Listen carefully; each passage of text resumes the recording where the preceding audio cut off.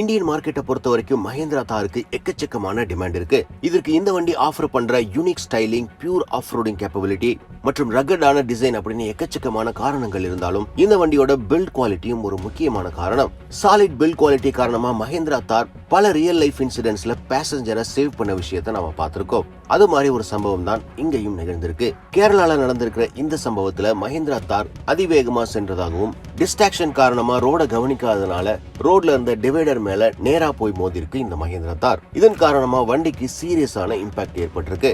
இந்த வீடியோவை பார்க்கும்போதே உங்களுக்கு தெரியும், சென்டர் போர்ஷன்ல இன்ஜின் பேக்குள்ள போற அளவுக்கு பெரிய இன்ட்ரூஷன் ஆயிருக்கு. ஆனா பேசஞ்சர் கம்பார்ட்மெண்ட்டை பார்க்கும்போது எந்த விதமான இம்பாக்டும் நடந்த மாதிரியே தெரியல. 2 ஏர் பேக்ஸும் ப்ராப்பரா டிப்ளாய் ஆயிருக்கு. இந்த வண்டியில பயணம் செஞ்ச அனைத்து பேசஞ்சர்ஸுமே எந்த விதமான சீரியஸ் ஸ்கிராச்சஸ் கூட இல்லாம வெளிவந்திருக்காங்க. இதே இடத்துல மற்றொரு லைட்டான கார் இருந்தா இந்த இம்பாக்ட் எந்த அளவுக்கு இருக்கும் அப்படின்னு யோசிச்சு பாருங்க.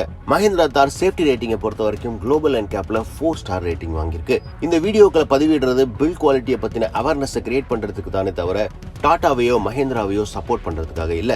டாடா அண்ட் மஹிந்திரா கார்களோட engine, sales and service network மேல எக்கச்சக்கமான விமர்சனங்களும் இருக்கத்தான் செய்யுது. ஆனா பில்ட் குவாலிட்டி அப்படின்னு வரும்போது டாடா அண்ட் மஹிந்திரா குளோபல் பிராண்ட்ஸுக்கு ஒரு படி மேல இருக்காங்க அப்படிங்கிறது தான் நிதர்சனமான உண்மை. நாம எப்பவும் சொல்ற மாதிரி மிதமான வேகத்துல பயணம் செய்யுங்க, சீட் பெல்ட் அணியுங்க, ரோட் சேஃப்டி கைட்லைன்ஸை ஃபாலோ பண்ணுங்க. அது கூட ப்ராப்பரான பில்ட் குவாலிட்டி உள்ள காரும் இருந்ததுன்னா நீங்க 100% சேஃபா வீடு திரும்புறதுக்கான சான்சஸ் ரொம்பவே அதிகமா இருக்கு.